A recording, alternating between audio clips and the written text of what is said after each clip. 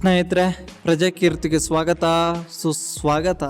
ಉಗ್ರರ ಹುಟ್ಟಡಗಿಸಲು ಟೊಂಕ ಕಟ್ಟಿ ನಿಂತಿರುವ ಇಸ್ರೇಲ್ ಮೇಲೆ ಇರಾನ್ ಅಕ್ಟೋಬರ್ 1ರ ರಾತ್ರಿ 200ಕ್ಕೂ ಹೆಚ್ಚು ಕ್ಷಿಪಣಿಗಳ ಮೂಲಕ ದಾಳಿ ನಡೆಸಿದೆ.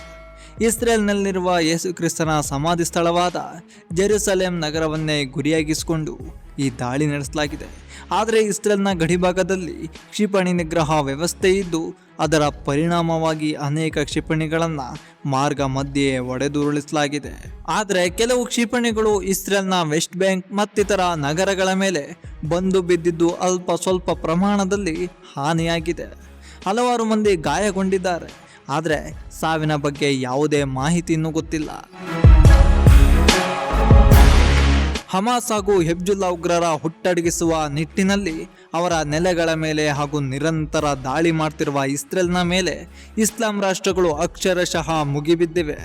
ಇದರ ಒಂದು ಭಾಗವಾಗಿ ಇರಾನ್ ರಾಷ್ಟ್ರವು ಇಸ್ರೇಲ್ ಮೇಲೆ ಅಕ್ಟೋಬರ್ 1ರ ರಾತ್ರಿ ವೇಳೆ 180ಕ್ಕೂ ಮಿಗಿಲಾಗಿ ಕ್ಷಿಪಣಿ ದಾಳಿ ನಡೆಸಿತ್ತು. ಇಸ್ರೇಲ್ನಲ್ಲಿನ ಯೇಸು ಕ್ರಿಸ್ತನ ಸಮಾಧಿ ಸ್ಥಳವಿರುವ ಜೆರುಸಲೇಂ ನಗರವನ್ನೇ ಗುರಿಯಾಗಿಸಿಕೊಂಡು ಈ ದಾಳಿ ನಡೆಸಲಾಗಿದೆ.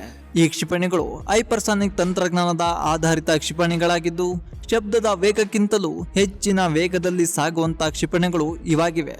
ಸೆಕೆಂಡಿಗೆ 5.1 ಕಿಲೋಮೀಟರ್ ವೇಗದಲ್ಲಿ ಬಂದು ಇಸ್ರೇಲ್ನ ಮೇಲೆ ಕೆಲವು ಪ್ರದೇಶಗಳಿಗೆ ಅಪ್ಪಳಿಸಿದ್ದಾವೆ. ಇಸ್ರೇಲ್ನ ಗಡಿ ಪ್ರದೇಶಗಳಲ್ಲಿ ಕ್ಷಿಪಣಿ ನಿಗ್ರಹ ತಂತ್ರಜ್ಞಾನವುಳ್ಳ ಸಾಧನಗಳನ್ನು ಅಳವಡಿಸಲಾಗಿದೆ.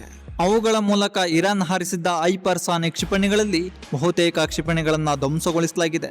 ಆದರೆ ಇಸ್ರೇಲ್ನ ಪ್ರತಿದಾಳಿಯಿಂದ ಪಾರಾದ ಕೆಲವು ಕ್ಷಿಪಣಿಗಳು ಇಸ್ರೇಲ್ನ ಕೆಲವು ಪ್ರಾಂತ್ಯಗಳಿಗೆ ಬಿದ್ದು ಅಲ್ಲಿ ಕೆಲವರು ಗಾಯಗೊಂಡಿದ್ದಾರೆ. ಇಸ್ರೇಲ್ನ ಭಾಗವಾಗಿರುವ ವೆಸ್ಟ್ ಬ್ಯಾಂಕ್ನಲ್ಲಿ ಬಂದು ಬಿದ್ದಿರುವ ಒಂದು ಕ್ಷಿಪಣಿಯಿಂದ ಒಬ್ಬ ವ್ಯಕ್ತಿ ಹತನಾಗಿದ್ದಾನೆ. ಆದರೆ ಆತ ಇಸ್ರೇಲಿಯನ್ ಅಲ್ಲ, ಆತ ಪ್ಯಾಲೆಸ್ತೀನ್ನ ನಾಗರಿಕನಾಗಿದ್ದ. ಇರಾನ್ ದೇಶ ಯಾರ ಪರವಾಗಿ ಹೋರಾಡ್ತಿದೆಯೋ ಅದೇ ಸಮುದಾಯದ ಓರ್ವ ನಾಗರಿಕನ ಕೊಂದು ಹಾಕಿದೆ.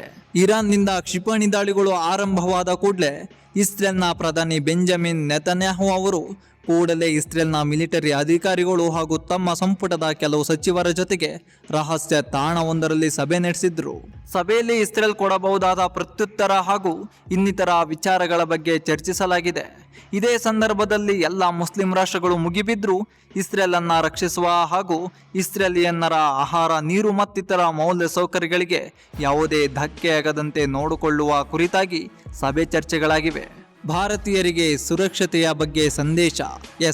ಇಸ್ರೇಲ್ ಮೇಲೆ ಇರಾನ್ ನಡೆಸಿದ ಕ್ಷಿಪಣಿ ದಾಳಿ ಹಿನ್ನೆಲೆಯಲ್ಲಿ ಇಸ್ರೇಲ್ನಲ್ಲಿರುವ ಭಾರತೀಯ ರಾಯಭಾರ ಕಚೇರಿಯಿಂದ ಇಸ್ರೇಲ್ನಲ್ಲಿರುವ ಭಾರತೀಯರಿಗೆ ತುರ್ತು ಸಂದೇಶ ರವಾನೆಯಾಗಿದೆ. ಎಲ್ಲ ಭಾರತೀಯರು ತಾವು ಇರುವ ಜಾಗಗಳಿಂದ ಅನವಶ್ಯಕವಾಗಿ ಹೊರಗೆ ಬರಬಾರದು ಎಂದು ತಿಳಿಸಲಾಗಿದೆ. ಅಷ್ಟೇ ಅಲ್ಲದೆ ಈಗಾಗಲೇ ಬಿಡುಗಡೆ ಮಾಡಲಾಗಿರುವ ಮಾರ್ಗಸೂಚಿಗಳನ್ನು ತಪ್ಪದೆ ಪಾಲಿಸುವಂತೆ ಹೇಳಲಾಗಿದೆ.